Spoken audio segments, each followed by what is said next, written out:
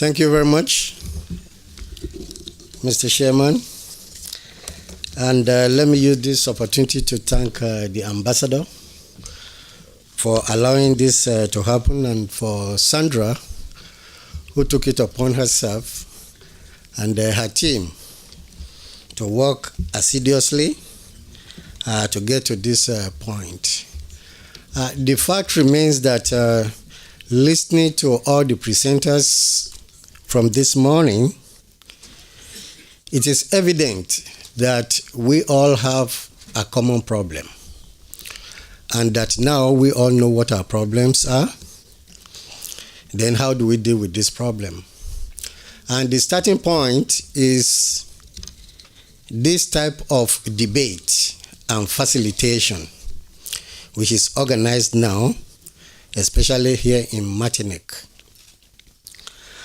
We know that one of the greatest challenges that is facing the Caribbean is that of limited connectivity. Not only with the wider world, but within itself. I had an experience 2012 going to Guadeloupe, flew 2 hours to Antigua, but had to overnight in Antigua to connect a 17 minutes flight to Guadeloupe the following day. That was high cost. The creation of large economics continues to give rise to international and cross-border logistics systems. For instance, globalization in the goods distribution sector have been propelled by European Union and regulations from the World Trade Organization. Furthermore, it is the case that the creation of larger economic regions and cross-border logistics systems have affected the economic sector of goods in terms of increasing demand and the distances that must be covered by logistics systems. In fact, this morning, Dr. Pinnock spoke about last mile logistics, and this is becoming very, very critical if we are to achieve efficiency. In most economic blocks, in fact, Patricia spoke about the issue of West Africa in her presentation this morning. And what is confronting West Africa is very similar to what we are facing in the Caribbean: language issue, monetary issue. We say there are 6 general levels of regional economic integration, and these include infrastructural construction, and this will include air and seaport development. We have heard of the amount of money that is being injected into port development and airport development from the various presenters this morning.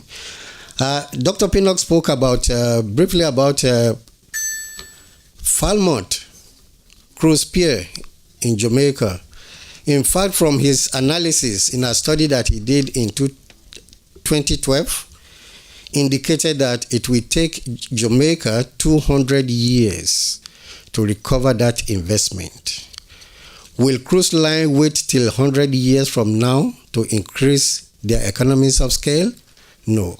Probably within the next 20 years, we will see bigger size ships. And what this will mean is that Jamaica will have to go on and dredge and redredge. There is also the issue of implementation of common external tariff. This is the establishment of customs union, use of common tariff for common goods moving across the region. However, if this is not well planned, it may have a negative impact, especially reduction in tax revenues, which many states rely on to provide public goods. And this is what is done also to improve on some of small islands' economics. There is also the issue of elimination of tariff and non-tariff bottlenecks. The formulation and implementation of common simple customs and immigration document. I think many islands are already adopting this particular strategy. I'll give example of Jamaica. To go in to Jamaica, the customs form and the immigration form has been combined into one, and it's just one page. Some years back, you would have been completing a number of documents, one separately for immigration and another one for customs. This is one of the ways by which we can quickly do business. There is also the issue of free movement of people. We have heard of non-visa regime from different presentations this morning, but this goes beyond issue of visa regime, because even within the CARICOM, where you do not need a visa to go to another country, there is also the issue of protectionism. For example, many Jamaicans do not need a visa, or Jamaicans do not need a visa to go to Trinidad. But when we get to Trinidad, some of us are turned back. The same thing happens in Barbados. We know that these islands will want to protect their economy and protect their border. We need to build on economic union. Plan to establish a single monetary authority and single currency zone. Well, the OECS has been doing this for a number of years and has been doing it well. Can we establish this for the entire Caribbean? I believe that it can be done. Yes. We can adopt the strategy that was adopted by OECS some years back. But another problem is, what of the economic ties? There are many islands that are still strongly tied to their colonial masters. So this may present some bottleneck. There is also the setup of supranational legislation and legal systems. We may want to ask the question, where is CCCJ, the Caribbean Court of Justice? It's a problem. Many of the islands that are even CARICOM members have not fully accepted or buy into CCCJ. The Caribbean remains isolated and disconnected from the global shipping and logistics supply chain. In order to achieve efficiency and productivity, the region needs to benefit from the synergies of integration. The challenge of the Caribbean is how to realign its fragmented air and maritime transportation network. In the case of Jamaica, for example, the country has experienced little economic growth over the last 40 years, such that it has not reaped the predicted benefit of globalization and has instead become a victim of globalization. Globalization describes a variety of complex economic, political, cultural, ideological, and environmental forces that are altering our experience of the world. And it rests on the following four primary pillars. Technology is what is driving trade, and that is what is driving economy across the world. There is also the issue of global trade liberalization, specialization and economies of scale, and an integrated global supply chain. Pinnock and myself, we have written extensively in relation to these issues in the Caribbean. But the fact remains that most of the literature produced become another item to be placed on the shelf. Where does it reach? So it needs to be disseminated and be given to those who need to read it and to make the necessary decision. Over the last 10 years, there has been a shift in trade away from North America, Canada, and Northwest Europe towards direct sourcing from the Far East and South America by a way of air and maritime cargo. The fact is that the larger vessels are engaged in these two trade routes, giving greater economies of scale per container imported. This shows that it is more cost effective. Listen to this, more cost effective. We have had this earlier on today, to move cargo between regional hub ports and global hub ports than between two service ports within the Caribbean. This view is supported by the fact that it is often less costly to import a container from China, for example, to Kingston, Jamaica, than for us to move the same container from Kingston, Jamaica to Eastern Caribbean or to Aruba. And these are two countries in the Caribbean. Another problem is the question of sustainability of Caribbean maritime transportation. One finds that the smaller fleet capable of serving the region has been getting older and more difficult to operate economically in the face of escalating operating costs such as fuel, maintenance, and labor, and even as we experience technological advancement. Kwesi spoke to the issue of a schooner earlier on, and I'm going to touch a little on that. The focus of my talk is to see how we can use cruise tourism and the schooner trade to reposition the Caribbean and smaller islands. There can be no denying the positive impact of cruise travel for both passengers and local people in the Caribbean. Economically, the influx of ships and people generate millions of US dollars in wages and purchases in the region. Money spent by cruise visitors while ashore adds income for local business and government. Cruise travel is now the largest sector of the tourism industry in the Caribbean. And this is coming out of a study that we did in 2013. The dependence of many Caribbean countries on tourism has led to huge port development to accommodate mega ships and the subsequent increase in visitors' numbers. This is indicating a recognition that Caribbean tourism relies to a greater extent on efficient logistic performance. We cannot speak of tourism development without speaking of logistics. Both tourism and logistics are tied. They equally share the same definition. When we speak about logistics, we talk about the movement of people, movement of cargo, movement of information, and movement of money.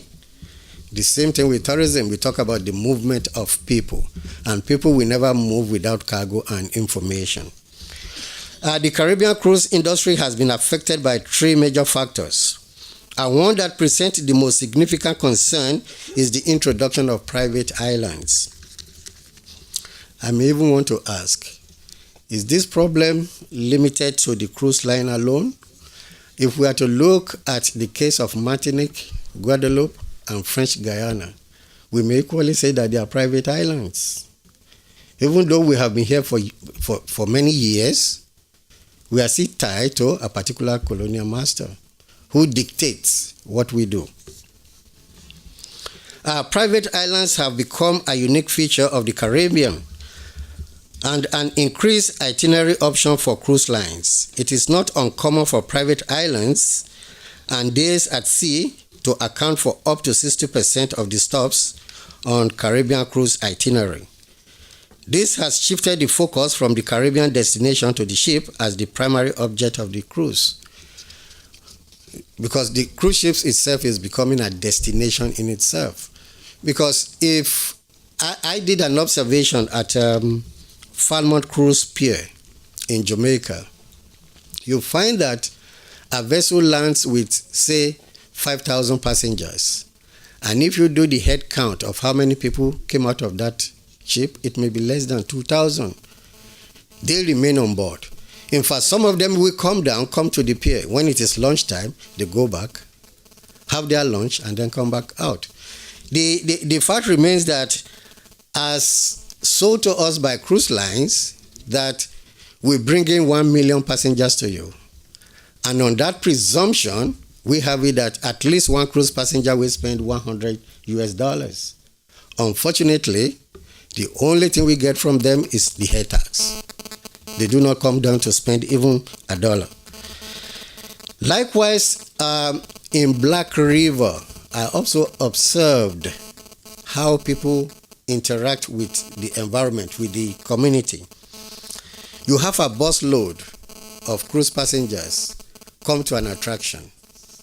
They are taken to the attraction, and after visit to the attraction, they are back on the bus. Not even a bottle of water is bought from the community. Thus only benefiting the cruise lines, as all the revenues derived from private islands costs go directly to the bottom line. In addition, some observers have argued that in the case of the Caribbean, private islands are major drivers in cruise ship becoming deteriorized destination. And apart from geographical location, private islands have no other connection with other Caribbean islands in terms of employment or social and economic activities. Tackling these social and economic activity problems now call for a unified Caribbean to sell itself as 4 itinerary or 4 destinations: Western, Eastern, Southern, and Northern, and itineraries with a common tariff and one negotiating instrument with the cruise lines. The Caribbean Tourism Organization attempted this in the 90s, but many islands suffer from it, especially St. Lucia. I think the moment St. Lucia signed to that, the cruise line withdrew their services to St. Lucia. What about the schooner trade that Kwesi spoke to earlier on?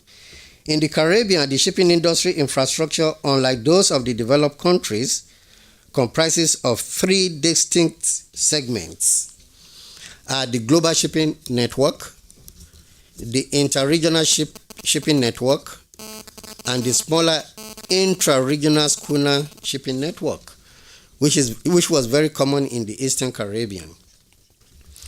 The smaller intra-regional schooner shipping network facilities covers small vessels moving cargo from smaller ports of the Eastern Caribbean.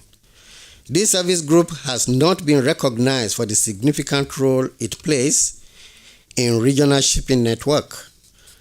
This problem is further compounded by the fact that the majority of the vessels used are old and in some cases unsafe and unseaworthy. They are poorly maintained and manned by artisan seafarers who are not recognized by the International Maritime Organization STCW 95 Convention. In view of the small cargo parcel sizes, virtual one-way cargo limited to import, the Eastern Caribbean region needs to recognize the schooner service as a vital segment of its international transport network.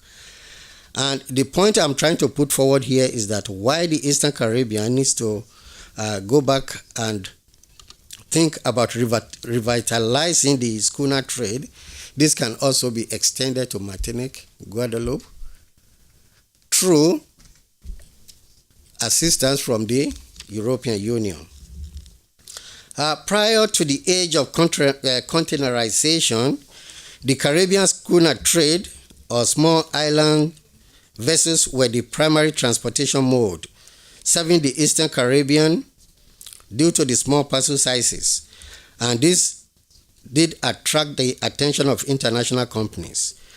Trade within the region was primarily based on subsistence agriculture, and this is what we can use to trade among ourselves. We are not manufacturing countries, if I should put it that way.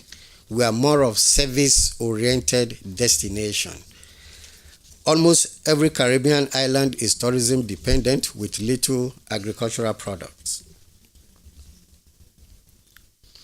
And these countries that rely on the schooner trade include St. Vincent and Grenadines, the Dominican Republic, Barbados, Guadeloupe, and this beautiful island of Martinique, St. Kitts and Nevis, Antigua and Barbuda, St. Martin, Anguilla, British Virgin Island, and Trinidad and Tobago.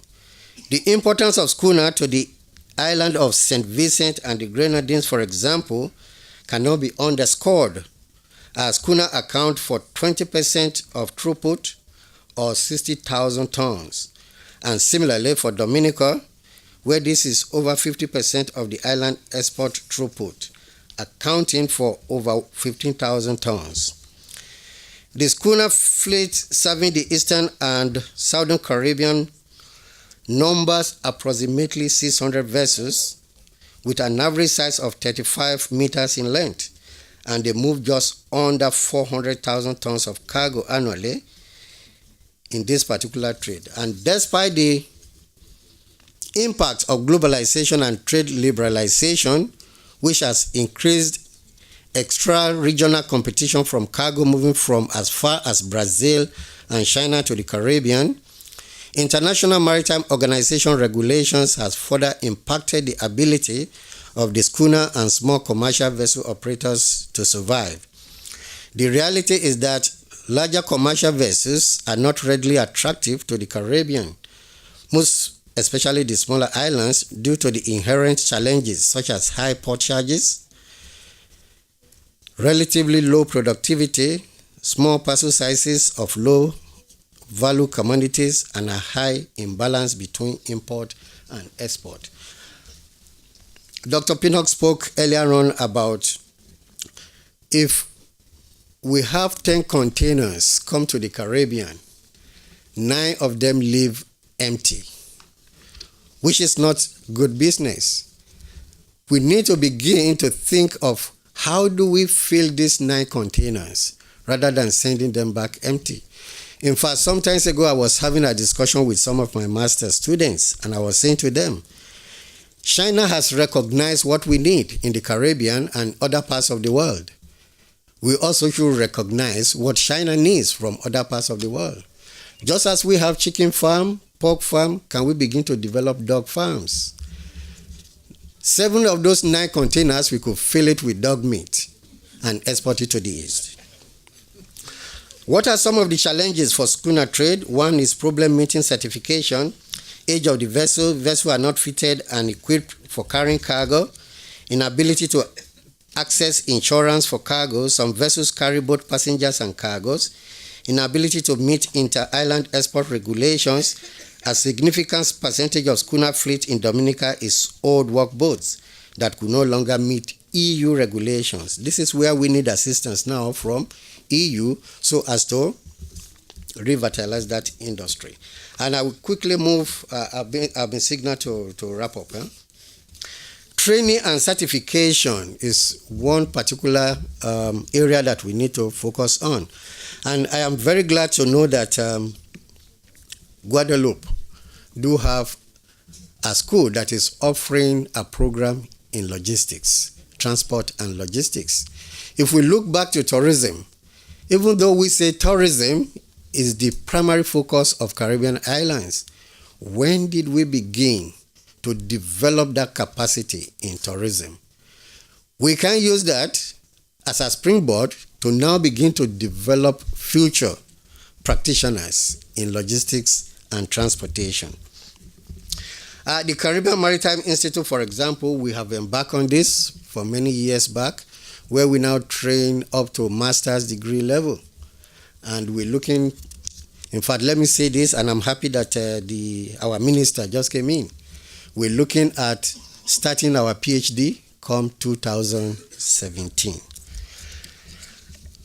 Quickly, I will say this will make the industry offering more protection for labor practices in the industry. Also of importance is to establish the needs of the islands in the Eastern and Southern Caribbean with schooner operations. And this will help determine 1, industry analysis and development plan, realistic estimation of the benefits that schooner operations will generate, other potential investments with the sector, improved trade linkages among Caribbean countries. And in conclusion, The sustainability of market integration in the wider Caribbean through cruise shipping and schooner trade draws heavily on efficiency of port infrastructure, which forms the backbone of the shipping industry. While the port sector has been radically impacted by global currents over the past 2 centuries, the Caribbean has been slow in adapting and conforming to major impacts, including technology. Lack of identification of linkages and interdependence between schooner and other related activities, as well as services with the wider Caribbean region, continues to affect the sustainability of the schooner vessel industry. And Jamaica has been in the forefront for some years now. One of the problems we have in Jamaica is what one of the presenters alluded to earlier on, the issue of environmental. Now, if we are to develop, we have to affect the environment. If we are to grow our economy, we have to affect the environment. If we do not affect the environment or create a balance between the two, then we will continue to remain where we are for now and in the future to come. Nature, we know, is a complex adaptive system. After development, nature will regenerate itself and again become a beautiful environment. Merci.